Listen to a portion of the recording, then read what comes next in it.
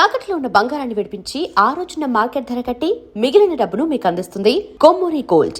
ఆ 'నీ నవ్వుల తెల్లదనాన్ని' సాంగ్ తర్వాత మళ్ళీ హ్యాండ్ కదలకుండా ఆయన స్టెప్స్ ఏసింది మన 'దేవరాడు'. ఆ 2 పాటల్లో యాహ్! యాహ్! యాహ్! అండ్ అదే 'ఆది' సినిమాలో సుమోలు బ్లాస్ట్ అయ్యాయి. యెస్. యెస్. సో, నాకు అంటే ఫస్టు విలన్ బాంబ్ బ్లాస్ట్ చేస్తాడు. అప్పటికే అదిరిపోద్ది, మొత్తం అయిపోద్ది. ఆ ట్రాక్టర్ ఉంటది కదా సార్! ఆ ట్రాక్టర్ పేలింది ట్రక్కు. అది అన్నిటికంటే పెద్ద బాగా ఎక్కువ ఎత్తేసి అది థర్డ్ యాక్సిడెంట్ నాకు. Sir that is third incident. ఆ రోజు కూడా సినిమాలో అది కూడా మేజర్. యాక్చువల్‌గా 6, 7 కెమెరాస్ పెట్టాము. 6 అంటే నంబర్ ఆఫ్ కెమెరాస్ పెట్టే ఇప్పుడు 2 కెమెరాలు దాటిందంటే అది ఒక పెద్ద ఇండస్ట్రీలో ఒక టాక్. 3 కెమెరాలు పెట్టారంట, 4 కెమెరాలు పెట్టారంట. అలాంటి దాంట్లో 6 కెమెరాస్ పెట్టిన ట్రెండీ షాట్ అది. సార్ సో 3 సుమోలు లేవటం, దాంతోపాటు ట్రాక్టర్ లేవటం, అన్ని కెమెరాలు ఫిక్స్ చేసాం. ఒక కెమెరా నేను ట్రాక్టర్ పైకి ఎగిరే షాట్ నేను, ఓకే. ఇంకొక కెమెరామెన్ ఇంకొక చోట రవీంద్రబాబు గారు వచ్చారు, ఆయన ఒక కెమెరా, నేను అందరం 6 కెమెరా పెట్టి అన్ని ఫుల్ గ్రావిటీ షాట్ ప్లాన్ చేస్తున్నాం. యాక్చువల్గా ఏంటంటే ఆ క్యానన్ బ్లాస్ట్ అంటారు వాటిని. వాటికి చాలా కింద నుంచి గొయ్యలు తవ్వి కాంక్రీట్ వేసి పిస్టన్స్ ద్వారా చేస్తారు. So it's it is a very big process. Sir ఇప్పటికీ అదే ప్రాసెస్. అదేంటంటే ఫస్ట్ సౌండ్ వస్తుంది, తర్వాత విజువల్గా లేస్తుంది. ఓకే. కెమెరామెన్ అలర్ట్గా లేకపోతే ఫాలో చేయలేరు. సో అదేంటంటే థమ్ ఫట్ అని లేస్తుంది. సో ఆ సింక్లో మనం ప్యాన్ చేయాలి. సో నేను ట్రాక్టర్ని పట్టుకున్నాను. అది ఏమైందంటే ఓల్డ్ ట్రాక్టర్ తీసుకొచ్చి పెట్టారు, అంత కొత్తది తీసుకొచ్చి పెట్టారు కదా మామూలుగా. సో దాని ఏమైందంటే ఈ బ్లాస్ట్లో యాక్సిల్ ఇరిగిపోయింది. ఇది ట్రాక్టర్ ఎగిరిపోయింది. నేను ట్రాక్టర్ని పట్టుకుని పైకి వెళ్తున్నాను. నాకు తెలియదు దానికంటే ముందు టైర్ వెళ్ళిపోయింది. అది ఒక 100 feet వెళ్ళిపోయింది. నేను ట్రాక్టర్ దొరికింది అలా ప్యాన్ చేస్తున్నాను. దాని వెనక అది ట్రావెల్ వస్తుంది. అది టైర్ కదా, అది టైరు రిమ్ముతో ఉంటుంది, పెద్దది వెనక వీలు. అది పడి డైరెక్ట్గా వచ్చి నాకు వచ్చి తగిలింది. అబ్బా, ఈ సైడ్లో వచ్చి తగిలింది. కెమెరా మొత్తం నాకు వచ్చి తగిలింది. వెంటనే హాస్పిటల్. మేజర్ యాక్సిడెంట్స్ అన్నీ. అది ఏం చెప్పాలి, బట్ నథింగ్, ఏం రాలేదు, జస్ట్ మిస్ వచ్చి డైరెక్ట్గా వచ్చి నాకు తగిలింది. ఇంత కష్టం ఉంటుందా సార్? ఉంటుందండి, రిస్క్లు ఉంటాయి, ఎందుకుంటావు, రిస్క్లు ఉంటాయి. ఇప్పటికీ యాక్చువల్గా ఇప్పుడు మీరు చూసే ఇంతకుముందు కంటే ఇప్పుడు రిస్క్లు ఇంకా ఎక్కువ. అంతకుముందు హీరోలకు డూపులు చేసేవాళ్ళు, ఇప్పుడు హీరోలు ఒరిజినల్గా చేయాలి సార్. ఎందుకంటే రోపులు కట్టాలి. ఆ రోపులు కట్టాలంటే మొత్తం రిబ్స్ అన్నీ పెయిన్స్ వచ్చేస్తాయి. లోపల బెల్ట్స్ ఉంటాయి, రోప్స్ ఉండి చేయాలి. చాలా కష్టం. ఇప్పుడు బాలయ్య బాబు గారు ఓన్గా చేస్తారు అన్నీ. లెజెండ్ కానీ అఖండ కానీ ఆయన ఓన్గా చేసి. సార్ ఈ సినిమాలు సక్సెస్లు ఇవి కాస్త పక్కన పెడతాము. ఈ కెమెరామెన్లు ఉంటారు కదా సార్, కెమెరామెన్లు కానీ లేకుంటే ఆ లైటింగ్ కానీ ఆ కెమెరాలు మూసే వీళ్ళు కానీ, ఇప్పుడు మీరు చెప్పిన ఈ లెక్క ప్రకారం వీళ్ళ లైఫ్ ఎంత సెక్యూర్ సార్ షూటింగ్లో? ఇప్పుడు పర్వాలేదండి. ఇప్పుడు ఏంటంటే ప్లానింగ్ ఉంటుంది. ఎక్కడైనా అన్ని చోట్ల రిస్క్ కొంచెం ఉంటుంది. డెఫినెట్గా కొంత పార్ట్ రిస్క్ ఉంటుంది, బట్ కేర్ఫుల్గా ఉంటాం. ఆ రిస్క్ అయితే ఉంటుంది. రిస్క్ అయితే డెఫినెట్గా ఉంటుంది, రిస్క్ ఉంటుంది. సో అయినా కూడా జాగ్రత్తగా చేస్తుంటాం. ఇంకా గాడ్. అంటే నాకు డౌట్ సార్, ఇప్పుడు ఒక కెమెరామెన్ అంటే మీ కింద టీం ఉంటారు, సో వాళ్ళు కూడా అంతే ప్రాణం పెట్టి పని చేస్తూ ఉంటారు. ఇది ఆ పిచ్చి ప్రేమతో వచ్చినాక ఆ పని అట్ట అలవాటు అవద్దా, లేకుంటే కొంతమంది కుర్రాళ్ళు వచ్చిన తర్వాత మీరు అలా క్రియేట్ చేస్తారు? ఎందుకంటే మీరు అలా ట్రావెల్ అయిన వాళ్ళు కాబట్టి. ఎందుకంటే ప్రాణం పెట్టి చేసేస్తున్నారు అందరూ. యాక్చువల్లీ ఈ జాబే ప్యాషన్తో చేయాల్సింది. సినిమా అనేదే ఎవ్రీ క్రాఫ్ట్ ప్యాషన్గా ఇంట్రెస్ట్గా చేయకపోతే అది సినిమా సరిగా రాదు. నా ఒక్కడి వల్ల జరగదు. నేను వచ్చి ఇన్స్ట్రక్షన్ చేస్తాను, నా కింద ఉన్న ఇన్స్ట్రక్షన్ చేసేవాడు ప్రాపర్గా లేకపోతే ఆ పని సరిగా ఉండదు. సో నేనెంత క్లియర్గా ఉంటాను, నా కింద ఉన్నవాళ్ళు వాళ్ళ కింద ఉన్నవాళ్ళు అంత ప్యాషన్గా ఉండాలి. సినిమా ఒకటే నాకు తెలిసి, అంటే ఎవ్రీ ఫీల్డ్ ఈజ్ ఇంట్రెస్టింగ్గా వెళ్ళాలి. ఇది సాఫ్ట్వేర్ ఫీల్డ్ అయినా ఏదైనా సరే. సో సినిమా అనేది మోర్ సింక్రనైజింగ్లో ఉండాలి. అంత హీరో హీరో ఎలాగ ప్యాషన్గా ఉంటారో కెమెరామెన్ అంతే ప్యాషన్ ఉండాలి, ఒక లైట్ మ్యాన్ అంతే ప్యాషన్ ఉండాలి. అన్ని క్రాఫ్ట్లు పర్ఫెక్ట్గా ఆర్ట్ డిపార్ట్మెంట్ ఉండాలి. అన్నీ ఉంటేనే దానికి ఫుల్ఫిల్నెస్ వస్తుంది. Sir it is not a different topic I'm saying. అన్నీ కూడా ప్రాపర్గా ఉంటే అన్నీ బాగుంటాయి. Sir okay sir.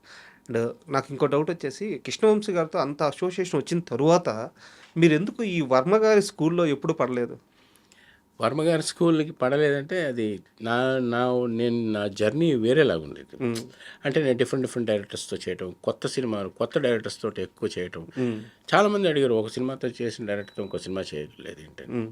బట్ వాళ్ళు బిజీగా ఉండడం, నేను బిజీగా ఉండడం, ఎక్కడో టైం సింక్ కాక తప్ప నేను చాలామంది డైరెక్టర్స్ తోటి కృష్ణవంశీ గారితో 3-4 సినిమాలు పనిచేస్తాను. కృష్ణవంశీ గారితో చేశారు. ఓకే, చేశాను. నేను అనేది ఇప్పుడు పూరి జగన్నాథ్ గారు కానీ, లేకుంటే అసలు ఆర్జీవి గారే కానీ, చాలామంది సినిమాటోగ్రాఫర్లు ఆర్జీవితో ఒక సినిమా చేయాలని కోరుకుంటారు అనమాట. సో మీకు పైగా ఆ మనుషులందరితో అసోసియేషన్ ఉంది. ఆ స్కూల్లో మీరు ఎందుకు పడలేదు అనేది నా డౌట్. అంటే నేను చేసిన జర్నీలో ఆ రూట్లో నాకు ఎక్కడ తగలేదు. బట్ నేను వర్మ గారితో మాట్లాడాను, పూరి గారితో చేయాల్సి ఉండేది, మిస్ అయింది. But somewhere we are busy, he is busy, something like that. అంతే తప్ప వేరేం కారణం లేదు. నాకు తెలిసి నేను పూరి గారితో ఒక్కరితోటే చేయలేదు, మిగతా అందరు రాజమౌళి గారి దగ్గర నుంచి అందరితో చేస్తాను. ఇక నేను ఐ థింక్ నేను ఒక్కడే ఎక్కువ మంది డైరెక్టర్తో చేసింది, ఎక్కువ మంది హీరోలతో చేసింది. ఐ థింక్ నేను ఒక్కడే అయి ఉంటాను. ఈ డైరెక్టర్స్ విషయం కాసేపు పక్కన పెడతాం సార్. నాకు ఒక డౌట్ ఉంది. ఇప్పుడు తేజ గారు సార్, తేజ గారు ఫస్ట్ ఆయన కెమెరామెన్ అయిన తర్వాతే ఆయన డైరెక్టర్ అయ్యారనమాట. సో తేజ గారి వర్క్ మీరు ఎప్పుడన్నా అబ్జర్వ్ చేస్తారు? అంటే అప్పట్లో తేజ గారు బాలీవుడ్కి వెళ్ళి అక్కడ సినిమాలు చేయడము, అక్కడ ఆయన 2 చిన్న లైట్లతో ఒక రోజు షూట్ తీస్తే అమీర్ ఖాన్ కూడా ఆశ్చర్యపోవడం, ఇలాంటి కొన్ని వింటామన్నమాట. సో తేజ గారు అలా కెమెరామెన్గా ఉన్నప్పుడు మీరు తేజ గారి గురించి గట్టిగా వినింది కానీ, లేదా ఆయనతో ఒక అనుభవం కానీ ఏదైనా ఉందా? తేజ గారు, నేను యాక్చువల్గా సింహాసనం అనే సినిమాకి రవికాంత్ నాగేష్ గారి దగ్గర అసిస్టెంట్ కెమెరామెన్గా తేజ వర్క్ చేశారు సార్. నేను మా గురుగారి దగ్గర అసిస్టెంట్గా వర్క్ చేసినప్పుడు స్పెషల్ ఎఫెక్ట్స్కి రవికాంత్ నాగేష్ గారు వచ్చారు సార్. ఆయనతో పాటు అసిస్టెంట్గా తేజ గారు వచ్చారు. నేను మా సినిమాకి మా గురుగారి కెమెరామెన్. ఆయన స్పెషల్ ఎఫెక్ట్స్కి ఆయనకు వచ్చినప్పుడు మేము ఇద్దరం పరిచయం మాకు అక్కడ ఉంది. సో చెన్నై నుంచి మాకు బాగా పరిచయం ఉంది. సో మేము ఇద్దరం కలిసి ఆ సినిమా పనిచేసాం. సో లైట్లతో తక్కువ పనిచేయడం, ఎక్కువ పనిచేయడం అనేది ఇట్ ఈస్ ఒక్కొక్క కెమెరామ్యాన్, సంతోష్ గారు ఉన్నారు, ఆయన ఎక్కువ లైట్ వాడకుండానే పనిచేస్తారు. ఒక్కొక్కరికి ఒక్కొక్క దీని మీద గ్రిప్ ఉంటుంది. సో లైట్ తక్కువ పనిచేయడం అనేది వాళ్ళ స్కిల్ని బట్టి ఉంటుంది. ఆ రోజు పరిస్థితుల్లో ఆ సినిమాకి ఏం కావాలనేది ఉంటుంది. తక్కువ లైట్ ఎక్కువ లైట్ కాదండి, ద సెన్సిబుల్ లైటింగ్ అనేది ఇంపార్టెంట్. తక్కువ లైట్ వేసేస్తే బాగా వస్తుందండి, తక్కువ లైట్ వేస్తే బాగా రాదండి. ఎందుకంటే there is so much to do it. Cinematography అనేది ఎంత ఆర్టిఫిషియల్ లైటింగ్ చేస్తే న్యాచురల్గా కనిపిస్తుంది. సో న్యాచురల్గా ఉంది కదా అని తీస్తే అది that is not for film. మనం కన్ను చూసేది వేరు, కెమెరా చూసేది వేరు. మనం కెమెరా పాయింట్ ఆఫ్ వ్యూలో మనం చూడాలి. ఇది ఎట్లా ఎక్స్ప్లెయిన్ చేయాలంటే, let me take some more time and next time ఎప్పుడైనా మీకు ఎక్స్ప్లెయిన్ చేస్తాను. కానీ సినిమా లాంగ్వేజ్ వేరే ఉంటుంది. సినిమాకి మరి ఇంత హ్యూజ్ లైటింగ్ చేస్తున్నారు కదా, ఇంత హ్యూజ్ లైటింగ్ చేసేది వెరీ వెరీ యూస్ఫుల్ లైటింగ్. అది సినిమాకి కొంత కావాలంటే కొంత ఆర్టిఫిషియల్ లైటింగ్ చేయాలి. ఇది చిన్న చిన్న లైట్ వేయడం అంతా జస్ట్ ఐ వాష్ తప్ప it is, I think that will not good quality of lighting అని నా ఉద్దేశం అంతే సార్. అండ్ బాలకృష్ణ గారి విషయానికి వస్తే, మీరు చాలా సినిమాలు చేశారు బాలకృష్ణ గారితో. అయితే నాకు మీ ఇంటర్వ్యూకి ముందు ప్రిపేర్ అయ్యేటప్పుడు చూస్తే ఒక చిన్న డౌట్ వచ్చింది. బాలకృష్ణ గారితో మీరు అసోసియేట్ అయిన ఫస్ట్ 2 సినిమాలు ఫ్లాప్, కానీ మీరు తర్వాత చాలా పెద్ద హిట్లు ఇచ్చారు. అలాగే ఆ ట్రావెల్ కొనసాగింది. 2 సినిమాలు ఫ్లాప్ అయిన తర్వాత 3వ సినిమాకి కూడా మిమ్మల్ని కెమెరామెన్గా పెట్టుకున్నప్పుడు బాలకృష్ణ గారు అంటే ఇక్కడ సెంటిమెంట్ చాలా ఎక్కువ ఉంటాయి, మీకు తెలియంది కాదు. వద్దు రాంప్రసాద్ వద్దు అలా ఏ రోజన్నా ఏమీ లేదండి. ఆయనతో ఒక సినిమా పనిచేస్తే అదే కొంచెం యావరేజ్గా ఆడింది. అండ్ తర్వాత నేను లెజెండ్ సినిమా చేస్తాను. అవును, 2014 లెజెండ్. దానికి ముందు వీరభద్ర అనే అది పెద్దగా ఆడలేదు. బట్ మన సినిమా చూసి మగాడు కూడా మీరే కదా? నేను కాదండి, ఒక్క మగాడు నేను కాదు. ఒక మగాడులో ఒక ప్యాచ్ వర్క్ నన్ను పిలిచారు, అందువల్ల పేరు ఉందా? అందువల్ల పేరు ఉన్నట్టుంది యాక్చువల్గా. సో నేను కాదు. వీరభద్ర అనే సినిమా రవికుమార్ చౌదరి. అవును అవును సో సినిమా ఎందుకు ఆడలేదంటే అది యాక్చువల్గా కెమెరామెన్ వల్ల కాదండి. యాక్చువల్గా సినిమా ఆడేది కెమెరామెన్ వల్ల అయితే ఇంక అసలు ఇంకేమైనా ఉందా? జస్ట్ కెమెరామెన్ సెంటిమెంట్స్ అని అడిగిన ఇట్ ఈస్ ఓన్లీ మేబీ నాకు నా సెంటిమెంట్ పాయింట్కి వస్తే నాకున్న హిట్లు అవును మ్యాక్సిమం హిట్లు ఉన్నాయి. దాన్ని కూడా నేను ఎక్కువ కన్సిడర్ చేయను. సార్ ఓన్లీ డైరెక్టర్స్ ఉంటుంది. డైరెక్టర్స్ పాయింట్ ఆఫ్ వ్యూలోనే సినిమాలు ఆడతాయి. కథ బాగుండాలి, డైరెక్టర్ బాగా చేయాలి. సో దానికి అందరూ తోడవ్వాలి. అప్పుడే ఆ సినిమాకి ఒక ఇది ఉంటుంది. సో అలాగా నాకు బాలయ్య బాబు గారు అసలు అది చూడరండి. మంచి టాలెంట్ ఉంటే ఆయన ఫుల్గా ఎవరినైనా ఎంకరేజ్ చేస్తారు. నాట్ ఓన్లీ మీ, ఎవరినైనా ఎంకరేజ్ చేస్తారు. Such a wonderful person. Sir చాలా మంచి, నాకు తెలిసి నేను వేరే వాళ్ళతో నేను కంపేర్ చేయను, కానీ is a nice gentlemen. Sir అది అందరికీ తెలుసు అది. So I am really happy. ఆ లెజెండ్ చేసినప్పుడు కూడా నేను బోయపాటి గారు ఆయన స్క్రిప్ట్ చెప్పడం, దానికి తగ్గట్టుగా మా ఇద్దరికి సింక్ అవ్వడం, అగైన్ కృష్ణవంశీ గారితో ఎలా సింక్ అయిందో, తర్వాత నేను చాలా బాగా ఎంజాయ్ చేసిన సినిమాలో బోయపాటి గారు. సార్ అలాగే నా సినిమా, నా డైరెక్టర్స్ అందరూ లైక్ ఈవెన్ సత్యబాబు, కృష్ణవంశీ, లేకపోతే పైడిపల్లి వంశీ, సురేందర్ రెడ్డి, వివి వినాయక్, ఎవరితో పనిచేసినా వాళ్ళతోటి సింక్ అయి చేస్తే డెఫినెట్గా సినిమాలు బాగుంటాయి. ఆ కథ తెలుసుకొని ఆ సినిమాకి మనం ఏం కావాలి, that's what it's very big science. Sir and యాక్చువల్గా నాకు తెలిసింది ఏంటంటే, అంటే ఈ ఇంటర్వ్యూ ప్రిపేర్ అయ్యేటప్పుడు బాలకృష్ణ గారు ఎక్కడ అవకాశం ఉన్నా ఒక మంచి సినిమా అంటే ప్రాజెక్టు మేక్ అవుతుంటే అవకాశం ఉన్న ప్రతి దగ్గర వాళ్ళ మనుషులకు కానీ రామ్ ప్రసాద్ని పెట్టుకోండి, మంచి టెక్నీషియన్, ఫాస్ట్గా వర్క్ చేస్తాడు, డైరెక్టర్తో మంచి సింక్లో ఉంటారు.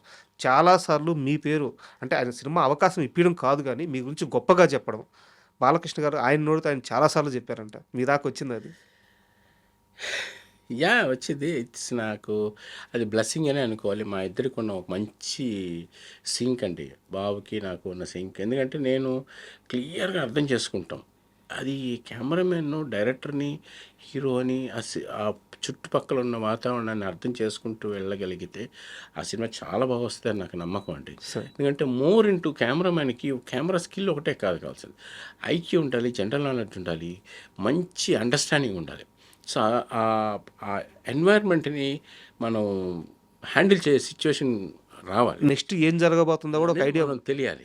సో అది నెక్స్ట్ లెవెల్ థింకింగ్. సార్ ఇది ఊరికే సినిమా అనగానే లైట్లు వేయడం, కెమెరా పెట్టడం, ఇది కంటే కూడా నెక్స్ట్ లెవెల్లో ఇంకోటి ఉంది.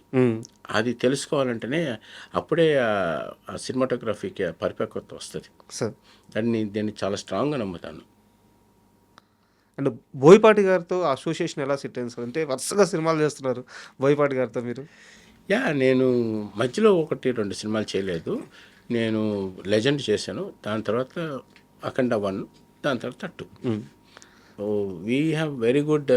బోయపాటి గారు ఇంకా మీకు చెప్పాల్సిన, ఆయన వచ్చి ఫుల్ ఎమోషన్ స్క్రిప్ట్ చెప్పాలంటే డే 1 నుంచి ఆయన దగ్గర కూర్చుంటాం. సో ఆయన ప్రతిదీ యాక్సెప్ట్ చేస్తారు. అలాగే తను కూడా మాకు ఇలా కావాలండి, ఇలా ఉండాలని రిఫరెన్స్, ఇప్పుడున్న టెక్నిక్ ఏంటంటే రెఫరెన్స్లు. సో వాళ్ళకి ఏమేమి సీన్స్ ఎలా ఉండాలని మాకు రెఫరెన్స్లు చూపిస్తూ ఉంటారు. సో మేము ప్రీ విజువలైజేషన్ చేస్తూ ఉంటాం. సినిమా ముందే షూట్స్ చేయడాలు, విజువల్స్ చూడాలి, దాన్ని బట్టి మేము ప్లాన్ చేసి లైటింగ్ డిజైన్ చేయడం, ఆల్ న్యూ టెక్నిక్. దాన్ని బట్టి మాకు చాలా వరకు ఆల్ ఫిల్మ్స్ అలాగే జరుగుతున్నాయి. దాంట్లో ఆ టెక్నిక్ ఆయన యూజ్ చేయడం వల్ల మాకు బాగా అర్థమయ్యి బాగా చేయగలుగుతాం. ఇంకోటి ఏంటంటే చాలా జోవియల్ మనిషి. సో మంచి లిటరేచర్ తెలుసు. ఓకే. సో దానివల్ల మాకు బాగా అర్థం అయ్యేటట్టుగా భలే చెప్తాడు.